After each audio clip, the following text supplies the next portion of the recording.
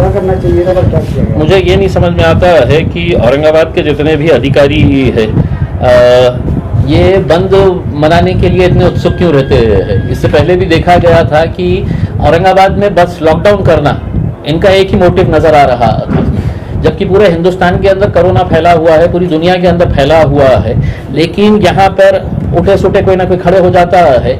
और हमारा ये कहना था कि अधिकारियों के साथ लोक प्रतिनिधियों की भी जिम्मेदारी होती है उसमें।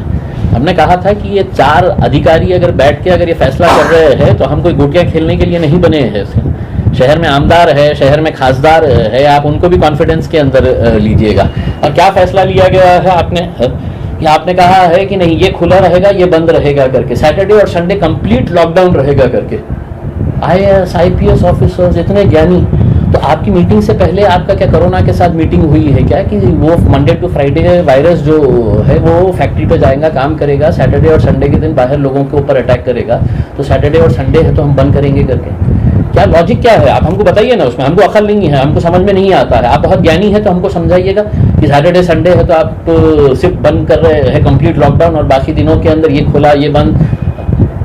फिर उसमें ये फैसला लेते हैं कि शादी रजिस्टर्ड कर देना करके। शादी जिंदगी में कोई भी माँ बाप के लिए है तो अपने बच्चे की, अपने बच्ची की शादी के लिए वो जिंदगी भर कमाता है, मेहनत करता है। अब जिसकी शादी है तो 24 घंटे के बाद थी, जिसने है तो अपनी पूरी तैयारी कर लिया, उसने खाने पीने का इंतजाम कर लिया, उसने है तो अपना पूरा शादी हॉल का पैसा जमा कर दिया, और तुम अचानक बोल देते हैं कि शादी रजिस्टर्ड करो।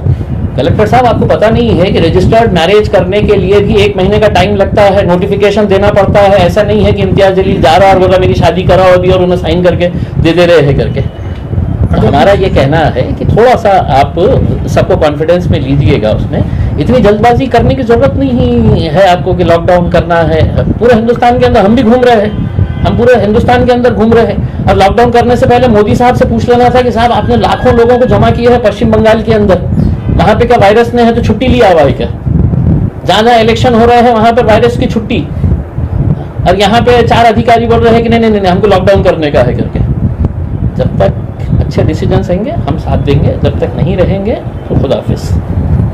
अगर जिन लोगों ने शादी की डेट ले चुके हैं तो उनके लिए आप क्या मदद कर सकते हैं? नहीं बिल्कुल, अगर कोई अगर शादी करना चाह रहा है तो हम पूरी तरीके से निर्बंध, जैसा फैक्ट्रीज के अंदर, इंडस्ट्री के अंदर आपने इजाजत दी है, क्या बोल रहे हैं कि नहीं फैक्ट्री वाले पूरी तरीके से इसको अच्छे तरीके से मेंटेन करेंगे, वही लॉजिक आप शादी खानों के अंदर कर दीजिएगा कि साहब 100 लोगों से ज्यादा कोई नहीं आएगा, 50 लोगों से ज्यादा नहीं आएगा करके। आप अचानक बोल रहे हैं कि नहीं रजिस्टर्ड मैरिज कर दीजिएगा करके। वाह कलेक्टर साहब, हाँ बहुत ही अच्छा आपने फैसला लिए हुए है। 1 दिन के अंदर आप कलेक्टर है, आपके अंडर में आता है मैरिज डिपार्टमेंट, 1 महीने का नोटिफिकेशन देना पड़ता है।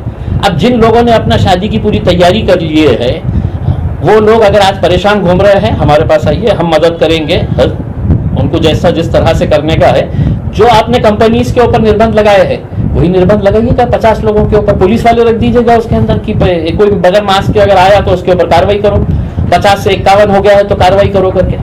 लेकिन ये इस तरह से बैठ के फैसले कर लेने का उसमें, और सिर्फ ये समझने का कि हम अधिकारी है हम कर लेंगे, तो बाकी लोक प्रतिनिधि कोई गोटियां खेलने के लिए थोड़ी बैठे हुए हैं। हम भी है तो 20 लाख लोगों का नेतृत्व करते हैं, हमको भी समझ में आता है कि क्या सही है क्या गलत है करके। सिर्फ अगर आप ये समझेंगे कि हम ज्ञानी हैं और हम बताएंगे करके, तो हमारे साथ बैठिए और हमको पहले समझाइए सैटरडे संडे का निर्णय लेने वक्त वायरस के साथ क्या क्या चर्चा हुई, वायरस ने क्या शेड्यूल दिया आपको कि मैं ये टाइम से ये टाइम पे नहीं आने वाला हूँ करके। अब ये तो सवाल हम पूछेंगे ना अगर आप इस तरह के फैसले लेंगे तो। धन्यवाद।